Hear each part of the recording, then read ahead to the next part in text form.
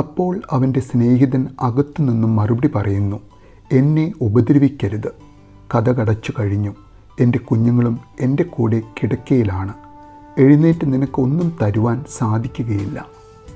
ഞാൻ നിങ്ങളോട് പറയുന്നു, അവൻ സ്നേഹിതനാണ് എന്നതിൻ്റെ പേരിൽ അവനൊന്നും കൊടുക്കുകയില്ലെങ്കിൽ തന്നെ നിർബന്ധം നിമിത്തം എഴുന്നേറ്റ് അവന് വേണ്ടത് നൽകും.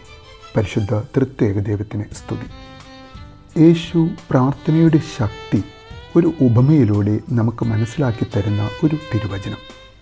പ്രാർത്ഥനയിൽ സ്ഥിരതയും നിർബന്ധപൂർവമായ അപേക്ഷയും എത്ര പ്രധാനമാണ് എന്ന് നമ്മെ ഓർമ്മിപ്പിക്കുന്ന യേശു, നമ്മുടെ എത്രയോ അധികം സ്നേഹമുള്ള പിതാവാം ദൈവം തൻ്റെ മക്കളുടെ പ്രാർത്ഥന കേൾക്കാതിരിക്കുമോ എന്ന് യേശു നമ്മോട് പറഞ്ഞു തരുന്ന ഒരു തിരുവചനം.